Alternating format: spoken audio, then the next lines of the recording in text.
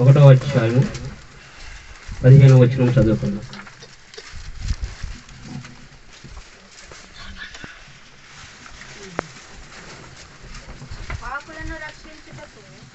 పాపులను రక్షించుటకు క్రీస్తు యేసు లోకమునకు వచ్చినను వాక్యము నమ్మదగినదియు యోగ్యమైనదియు నై ఉన్నది. అట్టి వాడిలో నేను ప్రధానుడను. చాలు. దేవుని నామానికి మహిమ కలుగును గాక. ఇక్కడ పౌలు గారు ఏం మనకు చెప్తున్నాడంటే, ప్రభువైన యేసుక్రీస్తు ప్రభు వారు ఎవరిని రక్షించడానికి లోకంలోకి వచ్చిన్నాడు? పాపులను అయిన మన కోసం ఈ లోకంలోకి వచ్చిన్నాడు. పాపులను అనగా వారు వేరే కాదు. పాపులు అనగా వారు వేరే వారి పక్కన లేరు, మనము గత జీవితంలో పాపులుగా బ్రతికి ఉన్నాము. ఇప్పుడైతే క్రీస్తు యేసునందు ఏమైనాం? రక్షించబడి ఉన్నాం. ఎలా రక్షించాడు? ఆయన రక్తము కార్చి కల్వరి గిరిలో మనందరి కొరకు ప్రాణ త్యాగము చేసి ఏం చేశాడు? ప్రాణ త్యాగం చేసి శిలువ యాగములో మనల్ని రక్షించుకున్నాడు ఆయన. మనమైతే మనకు చాలా మంది మేము కాదు కదా పాపులం అనుకుంటాం. మనమైతే పాపులమే. మన కోసం ఆయన వచ్చి మనల్ని రక్షించుకున్నాడు కాబట్టి ఈ రోజున మనందరం ఇక్కడ ఉన్నాం. దేవుని నామానికి మహిమ కలుగును గాక. ఈ సమయమును చాలా మంది పోగొట్టుకుంటున్నారు ప్రియ సహోదరులారా. ఏ సమయమును? ఈ సమయమును. ఏ సమయం అంటే వాక్యము నమ్మదగినది. వాక్యం ఏమనేది? నమ్మదగినదైన ఈ సమయమును. ఈ సమయం మనం ఉంటే మనం ఇక్కడ ఉన్నాం కాబట్టి మనకి ఏ సమస్యలు లేవు. ఇదే సమయంలో చాలా మందిని చూడండి, ఎక్కడెక్కడ తిరుగుతున్నారు. చాలా మంది హాస్పిటల్లో ఉన్నారు, చాలా మంది కష్టాల్లో జైలు పాలై ఉన్నారు. అట్టి పరిస్థితి నుంచి దేవుడు మనల్ని రక్షించాడా లేదా? పాపలను మనల్ని రక్షించుకున్నాడా లేదా? దేవుడు మనల్ని రక్షించి సన్నిధానంలో కూర్చోబెట్టి ఉన్నాడు. నమ్మిన ప్రతి వారు చప్పట్లు కొట్టి ప్రభువుని మనల్ని రక్షించుకున్నాడు. ఆయన గొప్పవాడు, ప్రేమ కలిగిన వాడు. చదువు మళ్ళీ ఒకసారి. పాపలను రక్షించుటకు లోకమునకు వచ్చినను వాక్యము నమ్మదగినది, పూర్ణాంగీకారమునకు యోగ్యమై ఉన్నది. ప్రతి ఒక్కరూ పూర్ణాంగీకారం అంటే అంగీకరించాలి వాక్యాన్ని. నువ్వు ఎప్పుడైతే ఈ వాక్యాన్ని అంగీకరిస్తావో, మన ప్రభువైన యేసుక్రీస్తు ప్రభువారు ఈ లోకంలోకి నన్ను రక్షించడానికి వచ్చి ఉన్నాడని నువ్వు నమ్మినట్లే, యేసుక్రీస్తు ప్రభువారిని మనస్ఫూర్తిగా నువ్వు అంగీకరించినట్లే, ఏ స్వార్థము లేదు, ఏ భేదము లేదు, అందరూ అంతటా పాపము చేసిన వారే. కానీ మనల్ని రక్షించడానికి ఎవరు ఇచ్చారు పరమ నుండి? క్రీస్తు యేసు ప్రభుల వారు. తండ్రి అయిన దేవుని యొక్క స్థానమును, ఆయన కూర్చుని ఉన్న స్థలం ఎటువంటిదంటే మహా గొప్ప స్థలం. అది ఆ సింహాసనమును విడిచి మన కోసం లోకంలోకి వచ్చాడు. ప్రియ సహోదరులారా, వాక్యము నమ్మదగినది. మనం అంగీకరించాలంట. పూర్ణంగా ఎలా అంగీకరించాలి? నాకు అర్థంగా అంగీకరిద్దామా? వారానికి ఒకసారి దేశ సన్నిధికి యేసు ప్రేమ ప్రార్థనశాలకు వెళ్తే సరిపోతుందంటే సరిపోతుందా? అది పూర్ణాంగీకారము కానే కాదు. అందుకే దేవుడు దాన్ని అంగీకరించాడు. ఆయన వాక్యము నమ్మదగినది, మాట శక్తి కలిగినది, ఆయన మాటలో సత్యం ఉన్నది. ఆయన అంటున్నాడు, నేనే సత్యము, నేనే మార్గము, నేనే జీవం అంటున్నాడు. అది నమ్మదగిన మాటే. మనందరినీ పరలోకములో చేర్చుకున్నట్టుగా ఆయన భూలోకంలోకి వచ్చి తనను తాను రిక్తునుగా చేసుకునేవారు. ఎందుకు? నశించిపోతున్న దాన్ని వెతికి రక్షించాలి. కాబట్టి ఇక్కడ కూర్చున్న ప్రతి ఒక్కరు కూడా ఎలా అంగీకరించాలంట? పూర్ణ అంగీకారంగా అంగీకరించాలి. పూర్ణంగా, పరిపూర్ణంగా, నీలో ఏమీ ఉండకూడదు. అందుకే మన ప్రభువైన యేసుక్రీస్తు ప్రభువు మనకి ఏమని చెప్తున్నాడంటే, నీ తండ్రి పరిపూర్ణుడు గనక. ఎటువంటి వాడు? పరిపూర్ణుడు గనక మనము కూడా, మీరు కూడా పరిపూర్ణుడై ఇండుడి. అంటే ఇప్పుడు ఉండుడి అంటే అర్థం ఏంటి? మనం పరిపూర్ణంగా లేమని అర్థం. పరిపూర్ణంగా ఉండాలి. వాక్యము నమ్మదగినది, పూర్ణాంగీకారమునకు యోగ్యమైన ఉన్నందున అట్టి వారు నేను ప్రధానం అంటున్నాడు. సాక్ష్యం ఇస్తున్నాడు ఇక్కడ పౌలు గారు. ఏం చేస్తున్నాడు? సాక్ష్యం ఇస్తున్నాడు. వాక్యాన్ని నేను నమ్ముతున్నాను, పూర్ణాంగీకారముగా నేను నమ్ముచున్నాను, యేసుక్రీస్తు ప్రభువుని పరిపూర్ణంగా నేను నమ్ముచున్నాను, అట్టి దానిలో నేను ప్రధానుడను. ఉన్న ప్రతి ఒక్కరు కూడా ఇటువంటి సాక్ష్యం కలిగి ఉండాలి. ఎటువంటి సాక్ష్యం? ఇటువంటి సాక్ష్యం కలిగి ఉండాలి. ఎందుకంటే అబ్రహాము కూడా నమ్మదగినాడు. దేవుని నమ్మాడు అబ్రహాము. ఆదికాండం 18వ అధ్యాయం 19వ వచనం చదువుకున్నాం. ఆదికాండం 18:19.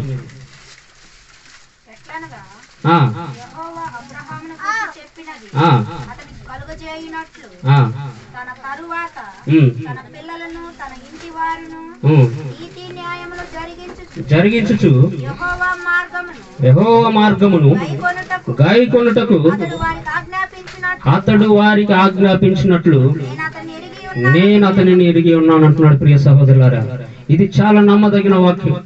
అబ్రహాముకి పిల్లలు ఉన్నారా? అబ్రహాముకి పిల్లలు పుట్టారా? 99 సంవత్సరాల వరకు అబ్రహాము పిల్లలు కలిగి ఉన్నారా? లేరు. అబ్రహాముకి మృతదిలం అయిపోయింది, శరీరం కుళ్ళిపోయింది, శరీరం దేనికి పనికిరాదు, శారా గర్భము ఉడికిపోయింది. ఇప్పుడు వాళ్ళకి పిల్లలు పుడతారా? పుట్టరు. అసాధ్యం. అది వైద్యులకే అది చేతగానితనం, వాళ్ళ వల్లే కాదు. కానీ దేవుడు వాగ్దానం చేస్తున్నాడు. ఎట్లనగా ఇంకా గర్భం దాల్చలేదు. ఎట్లనగా మళ్ళీ చదువుతున్నాం. ఎట్లనగా యెహోవా అబ్రహామును గురించి చెప్పినది ఏంటి? ఏమని చెప్తున్నాడు? కలుగు చేయనట్లు కలుగు చేస్తాడంట త్వరలో.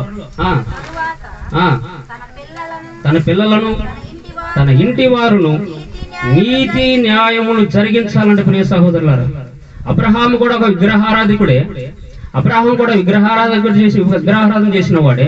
వాళ్ళ తండ్రి కూడా విగ్రహాలను నమ్ముకుంటూ బ్రతికిన వాడే. ఆ విగ్రహాలకు నైవేద్యం పెట్టిన దాన్ని తిని బ్రతికిన వాడే అబ్రహాం వాళ్ళ తండ్రి కూడా. వీళ్ళని ఏం చేస్తున్నాడు? దేవుడు మనల్ని ఎలాగైతే రక్షించుకున్నాడో అబ్రహామును కూడా రక్షించుకొని అతనికి ఒక వాగ్దానం చేస్తున్నాడు. తన పిల్లలు కూడా ఏం చేయాలంట? తన పిల్లలు తన ఇంటి వారు నీతి న్యాయములు జరిగించాలంట. ఏం చేయాలా? నీతి న్యాయములు జరిగించు. ప్రతి ఒక్కరు కూడా, ఇక్కడ కూర్చున్న ప్రతి ఒక్కరు కూడా వాక్యాన్ని పూర్ణాంగీకారంగా అంగీకరించిన వారైతే ఇంటి వారును తన పిల్లలను అందరూ కూడా ఏం చేయాలి? నీతి న్యాయములు జరిగించాలంట. నీతి న్యాయం జరిగించడం అంటే ఏమిటి? ఏం చేయాలి? నీతి న్యాయం ఈ రెండు దేవుని యొద్ద ఉన్నవి. ఈ రెండు చేయాలంటే ఏం చేయాలి? మనం నీతి న్యాయం జరిగించాలంట. ఏం చేయాలి? నీతి అంటే ఏంటి? తండ్రి చిత్తానుసారం నడుచుకున్నట్టుమే నీతి. తండ్రి చిత్తానుసారం ఏంటి? తండ్రి చిత్తం ఏమన్నా మన మీద ఉంది?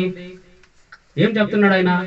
పాపం జోలికి పోవద్దు, అబద్ధం జోలికి పోవద్దు, ఈ పొరుగు వారి మీదకి, ఈ శత్రువుని, ఇవన్నీ ప్రేమించాలి. ఈ శత్రువుని అవసరమైతే నీ శత్రువుని ఇంటికి చేర్చుకున్నాడు, భోజనం పెట్టు అంటున్నాడు ఆయన. ఏం చేయాలి? మనమైతే కక్ష పెంచుకుంటున్నాం.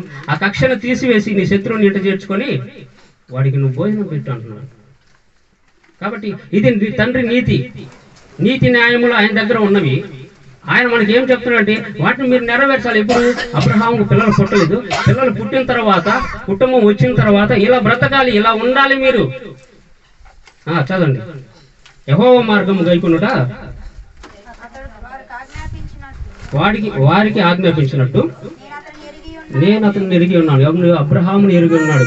ప్రియ సహోదరులారా, బాగా గమనించాలి. దేవుడు వాగ్దానం చేస్తూ అబ్రహాముని ఎరిగి ఉన్నాను అని చెప్తున్నాడు. అంటే ఎక్కడ కూర్చున్న ప్రతి ఒక్కరిని కూడా దేవుడు ఎరిగి ఉన్నాడు. ఇవన్నీ కూడా, ఈ వాక్యం అంతా కూడా మీ అందరికి కూడా వర్తిస్తుంది. ఇక్కడ కూర్చున్న ప్రతి ఒక్కరు, ఇంక్లూడ్ నాతో కూడా. ఎవరితో?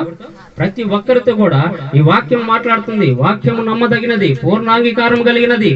పూర్ణాంగీకారంగా మనం అంగీకరించాలి. ఇంతవరకు మనం నీతి న్యాయములు మన జీవితంలో జరిగించలేదు. ఏం చేశాం? దేవునికి విరోధంగానే బ్రతికున్నాము, దేవునికి విరోధంగానే జీవించాము, దేవునికి వ్యతిరేకంగానే జీవించాం. చేయవద్దు అన్న పనిని చేస్తూనే బ్రతికాం.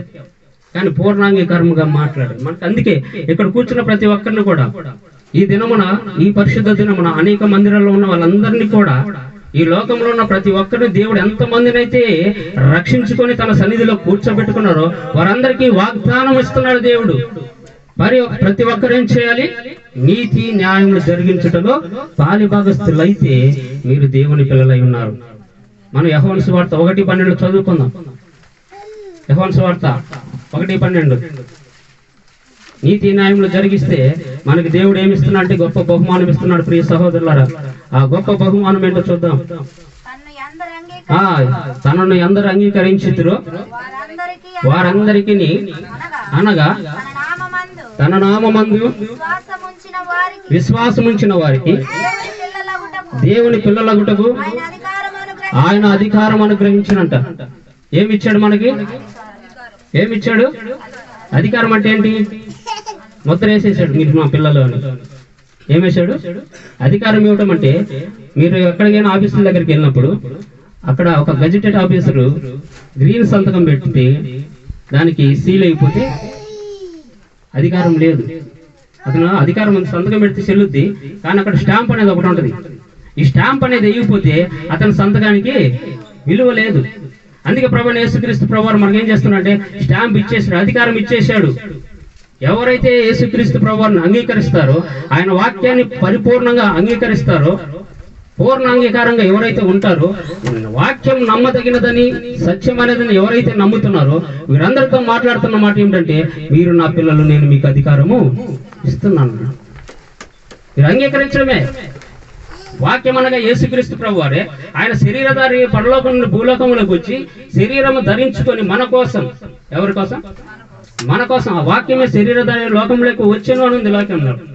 కాబట్టి ప్రియ సోదరులారా, మనందరం తెలుసుకోవాల్సింది ఏంటంటే, మనము భయభక్తులు కలిగి అబ్రహాముకి ఇటువంటి వాగ్దానం అయితే చేశాడు, నీతి న్యాయములు జరిగించుటకును పరిపూర్ణ అంగీకారంతో దేవుణ్ణి మనం నమ్మటమును వాక్యాన్ని అనుసరించి నడుచుటను మనము దేవుని పిల్లలుగా జీవించడమే దేవుని యొక్క ఉద్దేశ్యమైనది. మనం పాపులుగా బ్రతకటం దేవునికి ఇష్టం లేదు, నశించిపోవడం దేవునికి ఇష్టం లేదు. ఈ శ్రమ దినాల్లో దేవుడు మనతో మాట్లాడుతున్నాడు. ప్రియ సహోదరులారా, ఇంత గొప్ప అవకాశం మనకి ఇచ్చాడు కాబట్టి మనం దీన్ని సద్వినియోగం చేసుకోవాలా, దుర్వినియోగం చేసుకోవాలనే దాన్ని మీ హృదయాలకు వదిలేస్తున్నాడు దేవుడు. గడిచిన కాలంలో గత వారం క్రితం ఒక మాస్టర్ గారిని చంపేశారు. ఎందుకు చంపేశారు తెలుసా? వాక్యాన్ని అంగీకరించాడు. ఆయన వాక్యాన్ని పరిపూర్ణంగా అంగీకరించాడు కాబట్టి చంపేశారు. ఆయన వాక్యంలో ఉన్న ప్రతి నీతి కార్యాలు జరిగించాలని చేశాడు కాబట్టి చంపేశారు. ఆయన అబద్ధం చెప్పలేదు, ఆయన నిజమే బోధించాడు. ఎవరు తప్పు చేసినా ఖండించాడు. అందుకే సత్యాన్ని ఎవరు బ్రతకనివ్వరు.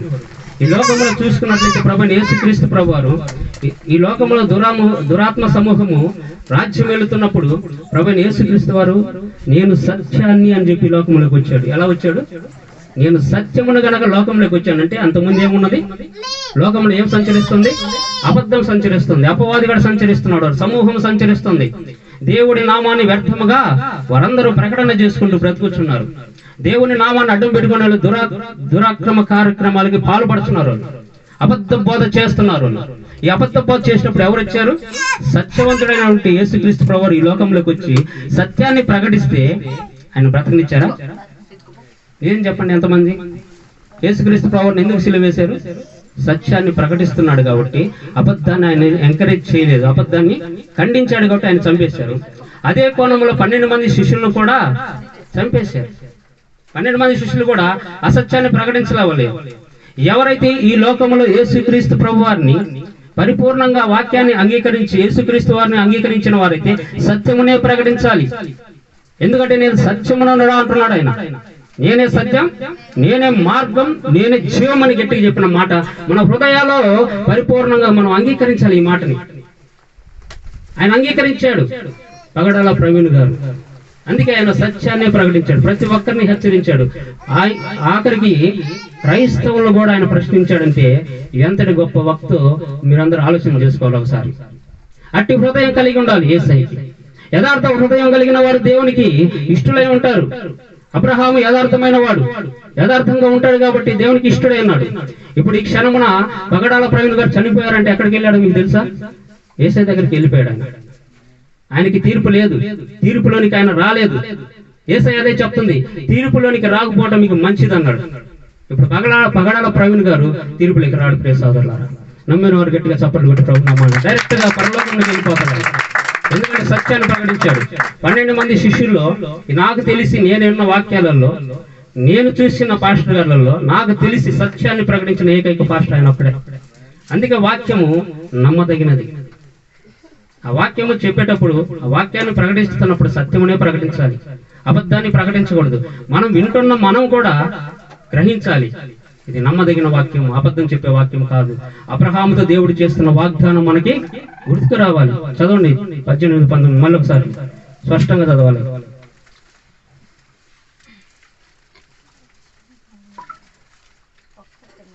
18-19 ఎట్లనగా యెహోవా అబ్రహామును గురించి చెప్పినది అతనికి కలుగు చేయనట్లు, ఇంకా కలుగు చేయలేదు. అబ్రహాముకి పిల్లలు లేరు, కలుగు చేయనట్లుగా దేవుడు తన ఉద్దేశంలో చెప్పుకున్నట్లుగా చదవండి. తన తరువాత తన పిల్లలను తన ఇంటి తన ఇంటి వారును నీతిని న్యాయమును జరిగించుచు యెహోవా మార్గమును గైకొనుట. ఇది ముఖ్యం మనకి. ఏ మాట? యెహోవా మాట. ఆయన మాట మనం వినాలి. గైకొనుట అంటే మనం వినాలి. వింటేనే మన జీవితాలకి రక్షణ. మనం బాగుపడతాం, మన కుటుంబాలు బాగుపడతాయి. దేవుడు అబ్రహాం విషయంలో ఎంత గొప్ప కార్యం చేస్తాడని మనకి ఎవరికైనా తెలుసా? ఆయన ఒక ప్రణాళిక వేసుకున్నాడు అబ్రహాం గురించి. ఇక్కడ కూర్చున్న ప్రతి ఒక్కరి గురించి కూడా ఆయన ఒక ప్రణాళిక వేశాడు. పగడాల ప్రవీణ్ గురించి కూడా ఒక ప్రణాళిక ఉంది. ఆయన హతసాక్షి చచ్చిపోవాలి, దేవుని కొరకు చచ్చిపోవాలి, దేవుని వాక్యం కొరకు చనిపోవాలి, సత్యాన్ని ప్రకటించి చచ్చిపోవాలని చెప్పేసి ఒక ప్రణాళిక వేసుకున్నాడు ఆయన. ఆ ప్రణాళిక ప్రకారం జరిగించాడు. ఆయన తీసుకుని వెళ్ళిపోయాడు. దేవుని నామానికి మహిమ కలుగును గాక. ఎక్కడ చెప్పవలసిన వరకు సువార్త చెప్పాడు. ఎక్కడి నుంచి అక్కడ సువార్త చెప్పాలి. అక్కడ కూడా ఎవరున్నారంటే మృతులైన వారికి సువార్త ప్రకటించబడుతుంది. ఈ రోజు కూడా చనిపోతున్న ప్రతి వారికి కూడా మృతుల లోకములో సువార్త ప్రకటించబడుతుంది. దేవుని వాక్యం వినిపించబడుతుంది. మన ప్రభువైన యేసుక్రీస్తు ప్రభు వారు 3 రోజులు చనిపోయాడు కదా. శుక్రవారం చనిపోతే శనివారం అంతా ఎక్కడ ఉన్నాడు? సమాధిలో ఉన్నారని మనం అనుకుంటున్నాం, కానీ ఆయన సమాధిలో లేడు. ఆయన మృతుల లోకములకు వెళ్ళి మృతులైన వారికి సువార్తను ప్రకటిస్తున్నాడు. ఆయన మనమైతే సమాధిలోనే ఉన్నాడు, ఆయన కుళ్ళిపోతాడు అనుకుంటున్నారు. అక్కడ ఉన్న వాళ్ళందరూ కూడా ఏమనుకుంటున్నారు? ఈ పాటికి కుళ్ళిపోయి ఉంటుంది, శవం ఏమే చేస్తుంది, స్మెల్ వచ్చేసి ఉంటుంది, వాసన వస్తుంది అనుకున్నాడు. కానీ ఆయన మాత్రం ఎక్కడ ఉన్నాడంటే మృతుల లోకంలో మృతులైన మన గ్రామంలో చాలా మంది చనిపోయారు కదా. మనకు తెలిసిన వారు చాలా మంది చనిపోయారు కదా. వాళ్ళకి సువార్త ప్రకటించడానికి వెళ్ళాడు అక్కడ. అంతటి గొప్ప ప్రేమ కలిగిన వాడు మన యేసయ్య. అంటే లాస్ట్కి చనిపోయినా కూడా వారిని వదలకుండా సువార్తను ప్రకటిస్తున్నాడు. ప్రియ సహోదరులారా, ఇంత గొప్ప వాక్యాన్ని దేవుడు మనకి ఇస్తున్నప్పుడు, సత్యాన్ని మనకి ఇస్తున్నప్పుడు మనం కూడా ఏం చేయాలి? వాక్యాన్ని అంగీకరించాలి. ఎలాగనగా పూర్ణ అంగీకారముగా. ఎలాగా? పూర్ణ అంగీకారముగా మనము గనక నమ్మదగిన వాక్యం నమ్మితే మన జీవితాల్లో వెలుగు నింపబోతున్నాడు. ప్రియ సహోదరులారా, దేవుడు గొప్పవాడు, ప్రేమించేవాడు, కరుణించేవాడు, కృప చూపించేవాడు. ఈ దినమున మేము హాస్పిటల్కి వెళ్ళాం. బ్రదర్ సహోదరుడు యేసుదాసు లక్క గురించి, నరసమ్మ గురించి. రాత్రి అక్కడికి వెళ్తే ఆమెను పక్కన పడుకోని ఆమె బాగా ఇబ్బంది పడుతుంది. మా ముందే ఒక అతను మాట్లాడుతూనే ఉన్నాడు, అందరిని బాగానే పిలుస్తున్నాడు. విత్ ఇన్ సెకండ్, 1 నిమిషంలోనే నేను ఫోన్ మాట్లాడి తిరిగేసరికి చచ్చిపోయాడు. అందరు స్ట్రోక్, హార్ట్ అటాక్ అంటే అతనికి చనిపోయాడు ఎమ్మటే. అంటే సమయం లేదని చెప్తుంది వాక్యం. ఏం చెప్తుంది? సమయం లేదు. సమయమును పోనివ్వక సమయమందు అసమయమందు వాక్యాన్ని ధ్యానించుకుంటూ దేవుణ్ణి ఎల్లవేళ మనం స్తుతించుకుంటూ ఆయన సన్నిధిలో మనం ఉండాలి. మనల్ని రక్షించుకునేది ఆయనే. రాత్రి మేము చూసాం కల్లారా. కాబట్టి ప్రియ సహోదరులు చెప్తుంది అంటే సమయం లేదు మనకి, సమయం కొద్దిగా ఉంది. కాబట్టి క్రీస్తు రాకడ మనలో మధ్యకు వచ్చేసరికి మనం ఎలా ఉండాలి? బుద్ధి కలిగిన కన్నికల్లా ఉండాలి. ఎలా ఉండాలి? సిద్ధ హృదయం కలిగి. ఎలా? సిద్ధ హృదయం కలిగి ఉండాలి. సిద్ధ హృదయం అంటే సిద్ధపాటు కలిగి ఉండాలి. ఎత్తబడుటకు సిద్ధంగా ఉండాలి. ఈ వాక్యాన్ని ఎందుకు దేవుడు మనతో మాట్లాడుతున్నాడు అంటే, ఇటువంటి సాక్ష్యాలు మన ముందు ఎందుకు పెడుతున్నాడు అంటే, పూర్ణంగా అంగీకారం మనం చేయట్లేదు. వాక్యము నమ్మదగినదని మనం నమ్మట్లేదు. నిన్న పగడాల ప్రవీణ్ గారిని చావడానికి కూడా కారణం అదే. ఆయన హతసాక్షి ఆయన చూపిస్తున్నాడు. మారండి, ప్రవీణ్ లాగా మీరు బ్రతకండి, ప్రవీణ్ లాగా జీవించండి. నా సేవకులు అనేకులు ఒక ప్రవీణ్ గారిని చూస్తున్నాం మనం. ఇక ముందు కూడా చాలా మంది మరణించబోతున్నారు. మరణించిన వారికి, మరణించబోయే వారు కూడా మనకు సాక్షార్థమై ఉన్నారు. వారిలో ప్రధానుడు ఎవరంటే మన ప్రభువైన యేసుక్రీస్తు ప్రభు వారు. సత్యాన్ని ప్రకటించి చనిపోయాడు. అలాగే 12 మంది శిష్యులు కూడా మనకు సాక్షార్థంగా ఉన్నారు. మనం కూడా సాక్షులమై ఉండాలి. ప్రతి ఒక్కరు తీర్మానం ఏం చేసుకోవాలి? బ్రతుకుట క్రీస్తు అయితే, చావైతే నాకు మేలని ఒక తీర్మానం చేసుకోవాలి. అబద్ధంలో బ్రతకూడదు. సత్యాన్ని అనుసరించి నడుచుకుంటూ మనకి జీవితాలు బాగుంటాయి. దేవుడు మన కోసం ఎంతో శ్రమ పడ్డాడు. ప్రియ సహోదరులు, ఈ ఎర్రటెండలో కొద్దిసేపు నడిస్తే తెలుస్తుంది మనకి. ఈ గులకరాలను నడవని చూద్దాం, ఎవరో చెప్పులు ఇప్పి చూద్దాం. ఒక్కసారి నీ కోసం, నా కోసం, మన పాపం, ఘోరమైన పాపముల కోసం ఈ గులకరాల మీద నడిస్తే ఎట్లా ఉంటుంది? ఎర్రటెండలో కాళ్ళకు బొబ్బలు వచ్చినాయి, ఆయనకి చితికిపోయి అంతటి శ్రమ పడ్డాడు ఆయన. ఆ చితికిపోయిన కాళ్ళతో మనం అయితే నడుస్తాం ఒక అడుగు ముందుకి? వేయలే. చితికిపోయిన కాళ్ళతో బొబ్బలు వచ్చి పడిపోయిన విడుకొచ్చి ఉంటాం, వచ్చి సోలిపోతాం. యేసయ్య సోలిపోలేదు. ఆ చితికిపోయిన బొబ్బలతో నడుచుకుంటూ కొండ ఎక్కాడు ఆయన. రక్తం ఏర్లై పారుతుంది, అయినా సరే శ్రమ పడుతూనే ఎక్కుతున్నాడు ఆయన. ఎవరి కోసం? ఎవరి కోసం? ఆయన తప్పు చేశాడా? ఆ శ్రమ మనం పడకూడదండి. అది మన శ్రమ. ప్రతి ఒక్కరు అంగీకరించాల్సింది ఏంటంటే, ఇప్పుడు వాక్యాన్ని అంగీకరించవలసిందంటే, ఆ శ్రమ నాది, నేను పొందుకోవలసిన దెబ్బలు నువ్వు పొందుకున్నావయ్యా. ఈ ఎర్రటెండలో నా పాదములు గొప్పలు చేసి ఇట్లిపోవాల్సిన సమయంలో అది నువ్వు పొందుకున్నావయ్యా యేసయ్యా అని మనము బాధపడాలి, మనం వేదన పడాలి. మనకు ఆయన ఏది తక్కువ చేయట్లేదు ప్రియ సహోదరులారా. మన జీవితాలకు ఏమి కావాలో ముందే ఆయన ఒక ప్రణాళిక వేసి పెట్టాడు. మనకి ఏది అవసరమో ఆయనకు ముందే తెలుసు కనుక ఒక ప్రణాళిక వేసి పెట్టాడు. అబ్రహాము విషయంలో ఎలాగైతే ప్రణాళిక వేసి పెట్టాడో, నీ యందు నా యందు ఆయన ఒక ప్రణాళిక ఉంది. కానీ మనము నమ్మాలి. నమ్ముట వలన నమ్మువానికి సమస్తము సాధ్యం. ఈరోజు చాలా ఇబ్బందులు ఉన్నాయి కుటుంబాల్లో. అవి తొలగిపోతాయి లేదని చాలా మంది సందేహిస్తున్నారు. తొలగిపోతాయా లేదా? వాక్యాన్ని నువ్వు అంగీకరించి నీకు అసాధ్యం అనేది ఏది లేదంటున్నాడు యేసయ్య. ఏమంటున్నాడు? మీరు నమ్మితే, ఒక చోటేమో నమ్మువానికి సమస్తం సాధ్యం అన్నాడు. మీరు నమ్మితే అది సాధ్యమే. మీరు నమ్మాలి మొదట. ప్రతి ఒక్కటి సాధ్యమే. అనారోగ్య సమస్యమా? సమస్య అయితే యేసయ్య నామములో నాకు స్వస్థత జరుగుతుంది అని నువ్వు నమ్మితే స్వస్థత జరిగిపోతుంది. దేవుని నామానికి మహిమ కలుగును గాక. కుటుంబంలో సమస్యలా? ఆ యేసయ్య సమాధాన పరిచి యేసయ్య నాకున్నాడని నువ్వు నమ్మితే, అబ్రహాము నమ్మినట్లుగా నువ్వు నమ్మితే నీ సమస్య తీరిపోతుంది. ఇంకా అనేక సమస్యలతో బాధపడుతున్న ప్రియ సహోదరి సహోదరులారా, మీరు నమ్మండి. వాక్యము నమ్మదగినది. ప్రతి ఒక్క అవసరం తీర్చే దేవుడు మనకున్నాడు. మన సమస్యలు ఎరిగిన దేవుడు ఉన్నాడు. మనకు తండ్రిగా ఆయన ఉన్నాడు. పాపులకు తండ్రిగా వచ్చి మనల్ని పిలుచుకున్నవాడు మన చెంతనే ఉన్నాడు. మన పక్షమున నిలబడి యుద్ధం చేస్తున్నాడు. ఆయన అపవాదితో యుద్ధం చేస్తున్నాడు. మనందరం జయించాలనేదే దేవుని యొక్క సంకల్పం. ఎందుకంటే ఆయన లాస్ట్ మాట ఏం చెప్తున్నాడంటే, నేను జయించాను గనక మీరును ప్రతి విషయంలో జయించువారిలాగా ఉండుడి. ఇది దేవుని యొక్క వాగ్దానం. మనం జయించాలి. ప్రతి ఒక్క సమస్యను, అపవాది తంత్రమును మనం ఎదిరించాలి. అబ్రహాము ఎదిరించాడు. అబ్రహాం గట్టిగా నిలబడ్డాడు. యాకోబు నిలబడ్డాడు, ఎదిరించాడు అపవాది, బలముగా నిలబడ్డాడు. ఈ రోజున చరిత్రలో వాళ్ళందరి పేర్లు చెప్పుకోదగుతుంది. కానీ మన యేసయ్య ఉద్దేశం ఏమిటంటే, మనము కూడా నిలబడాలి సాక్షులుగా. మనందరం కూడా సాక్షులుగా నిలబడి ఈ వాక్యాన్ని మనం అంగీకరించాలి.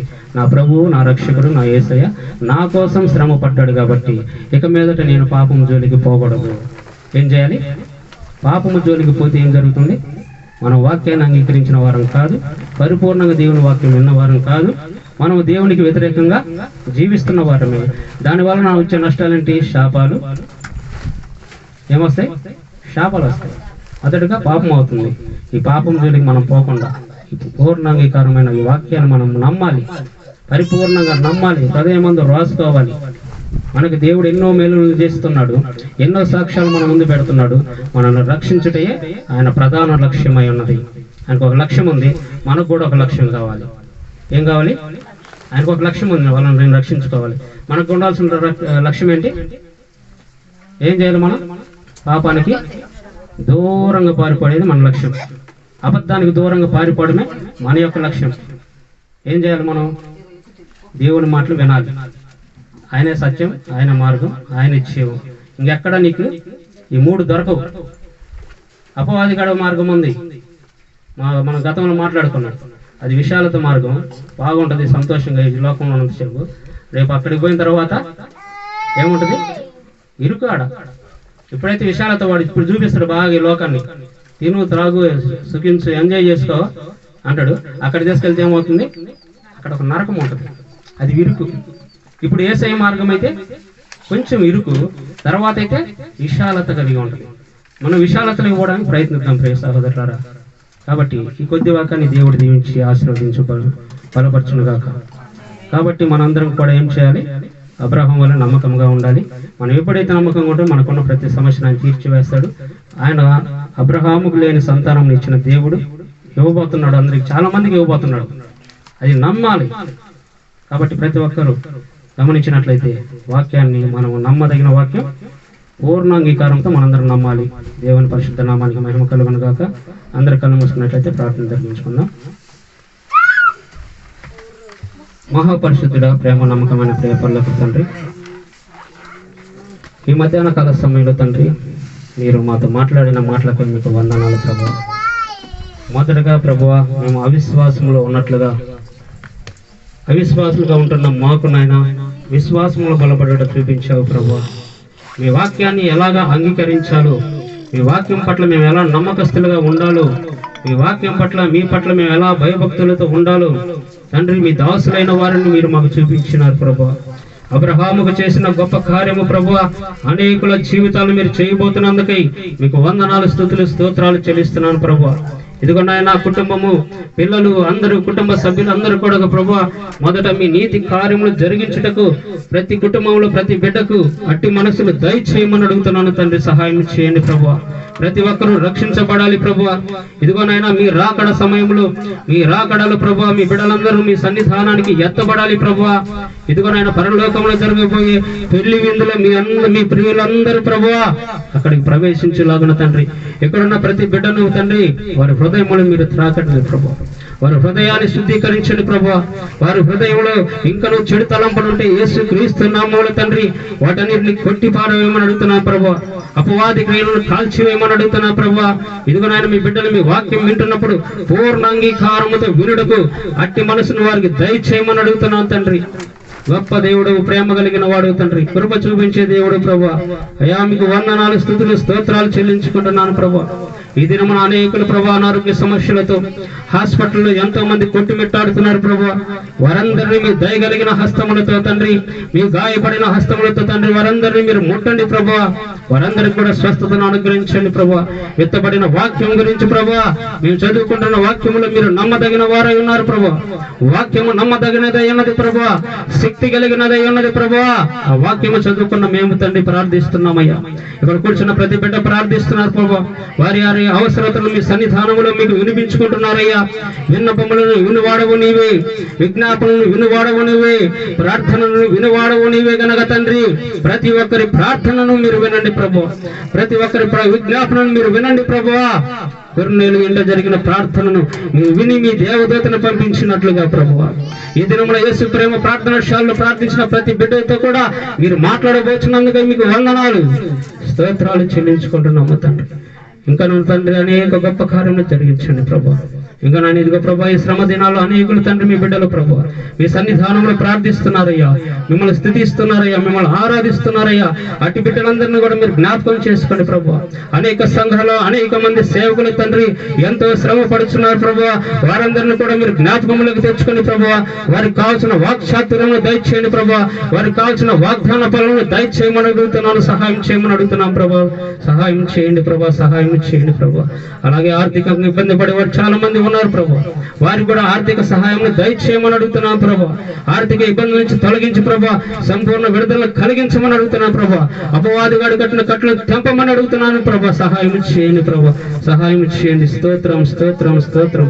కుటుంబాలను నెమ్మది లేక చాలా మంది బాధపడుతున్నారు నాయన. మీ బిడ్డలు ప్రభు ఎంతో మంది వేదన పడుతున్నారు నాయన.